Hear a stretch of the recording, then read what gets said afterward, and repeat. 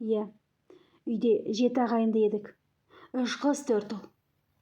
Үлкен отбасы, бір табақ тамаққа 7 қасық. Ата-анамыз қарапайым шаруа адамдары. Бала күнімізде біріміз сабақтан келіп жатсақ, енді біріміз кетіп жатамыз. Ата-анам бізге қолынан келгеннің бәрін жасады. Бәрімізге бірдей киім алып берсе де, кей заттарымыз алынбай қалатыны әлі есімде. Бәрімізге бірдей киім алып бергісі келгенмен, бірақ өмір деген оңай емес екен. Сол себепті кейде әпкемнің киімін киіп, сумкасын ұстап сабаққа баратынмын. Түсте келетін әпкемнің киімін кию үшін, сумкасын ұстау үшін есік алдында дайын тұратыным әлі есімде. Кейде бір аяқ киімді 2 қыз бөлісіп киіп, біріміз үйде күтіп, екіншісіміз барып келіп жүретінбіз. Ол кезде бұл біз үшін қалыпты жағдай сияқты көрінетін. Бірақ қазір ойласам, өмір бізді тым ерте есейтіпті. Біз ауылдың шетінде ескі жатаған үйде тұрдық. Төбемізден су ағып, қыста пештің қызуы жетпейтін. Кішкентай кезімде көршілердің балаларымен ойнағым келетін, бірақ олардың аналары оларға жақындама, киімдері лас, үйлері суық деп тыйым салатын. Сол кезде-ақ мен адамдардың сені жаныңмен емес, жағдайыңмен бағалайтынын түсінген едім.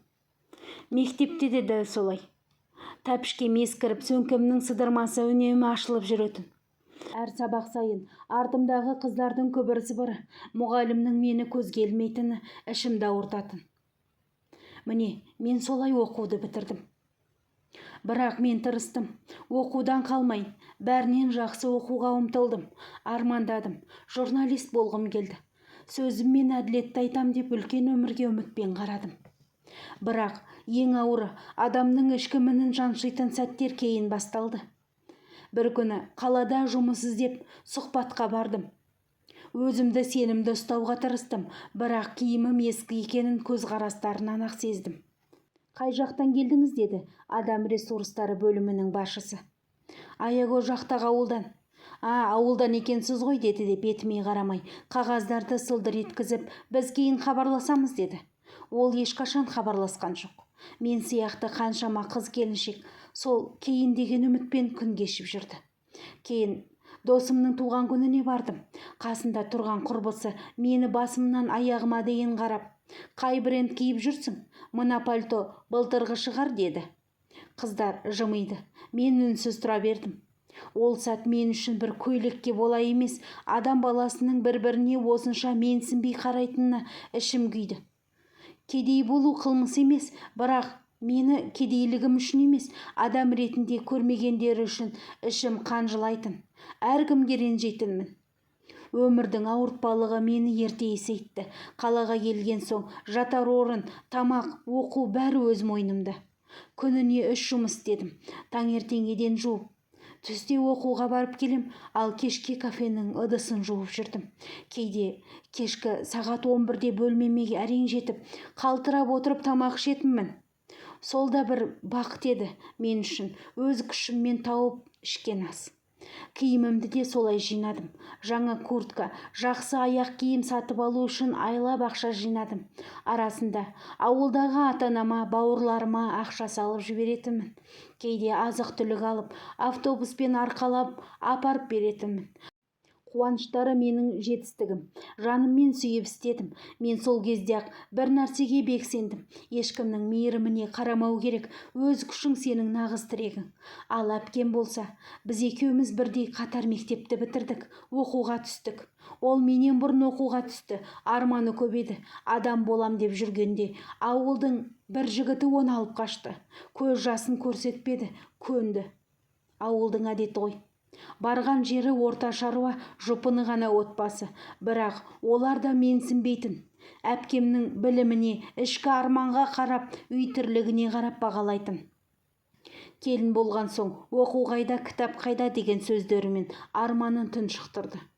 Мен болсам, ішімнен ширығып, енді бәрімізден мен адам болуым керек деп намысқа тырыстым. Күн сайын өзіме сөз бердім. Осы артықшылық бір күні менің табысыма жол ашады. Әлі-ақ бізді адам құрлы көрмегендер, мына менің амандығымды тілейтін күнге жетеді деп сөз беретінмін. Жұмыс ауыр еді, бірақ мен ең қатты қажытатын адамдардың кең дүниеде саған орын бергісі келмеуі, жанарларында мені ешкім емессің деп жазудыратын сияқты. Бірақ мен ол жанарларға көнбедім, өйткені мен жаныммен таза, ниетіммен таза едім. Тірлікпен алыссам да үмітпен тыныстайтынмын. Аяулымның тағдыры бірте-бірте өзгере бастады. Бірнеше жылдан соң үлкен қалада тұрақты жұмысқа тұрды. Еңбекпен жеткен, маңдай термен табылған табыс тәтті еді. Алғашқы жалақысын алған күні де әлі ұмытпаған. Сол күні анасына телефон шалып: «Мама, бүгін сізге көйлек алып берем, әкемнің де аяқ киімін жаңалаймыз, қаладан тамақ тәтті салып жіберем» деп қуаныштан көзіне жас алғаны.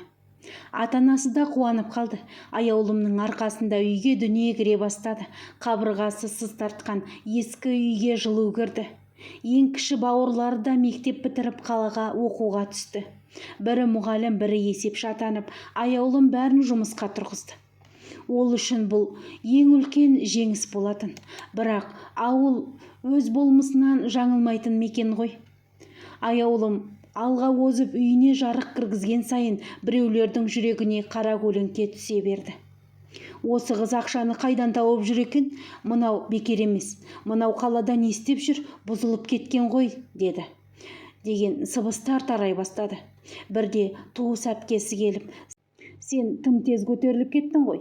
Бәрін өзің істеп жатырсың ба, әлде біреудің көмегімен бе?» деп ішкі арам ойын жасыра алмай қалды.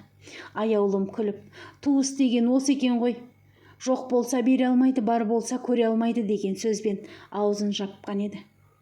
Ауылда біреу алға озса, оған сүйсініп, сүйеніп, тілеуін тілеудің орнына керісінше артына сөз ереді. Бұл аяулым үшін жаңа сынақтың басы болды. Қанша жақсы істер істесе де жақсы сөз ести алмады. Аяулым мұңайып қалатын. Кейде жалғыз жылап ойланатын: неге менің жеңісім біреуге ауыр тиюі керек? Бірақ ол өзінен өзі бас тартпады. Жақсылық жасауын тоқтатпады. Өйткені ол жақсыны өз пайдасы үшін емес, жүрегі үшін жасайтын. Аяулым уақыт өте келе тек табысты болуымен шектелмей, өз саласында бедел жинайды. Басшылық сенім артты. Жұмыс орында сыйлы болды.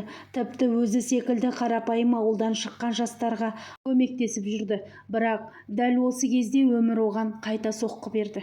Бір күні жақын туысы, әпкесінің абысындарының бірі арсыз сөз таратты. Аяулым бір үлкен бастықпен жүріп байып алған, сол себепті көкке шықты. Бұрын кім еді, енді қайда жетті? Қайырымдылық дегені сырт көзге жасалған сылтау. Ауылда өсек жата ма? Бұл сөздер от боп тарады. Жұмыс орнында да бір-екі адам басқа көзқараспен қарап жүрді. Аяулымның артынан тексеріс басталды. Тек кәсіби емес, жеке өмір де қазбаланды. Ол өмір бойы адал еңбек етіп келсе де жалған сөз, ақиқатты көміп тастай жаздады. Ол қайтадан ауылына барды. Туған жері, балалық шағы, қалған қараша үйге кіріп, қабырғаға сүйеніп отырып, қайдан келдім деп үнсіз ойға шомды. Өз үйінде отырып бөтен күй кешті. Жетістікке жетсе де жұрттың сөзіне биікке көтеріле алмағанын сезді. Аяулым жалған сөздерден қажығанмен өзіне сенуді тоқтатпады. Туыстары мен таныстардың өсегіне, іштарлығына, әділетсіздігіне, сынға ол үн қатпады. Сол себепті ол артқа қарамай алға жүре берді. Көңілі қалған кездері де болды. Бірақ ол ешкімнен қайыр тілемеген. Сол үшін де ешкімге қарыз да емес.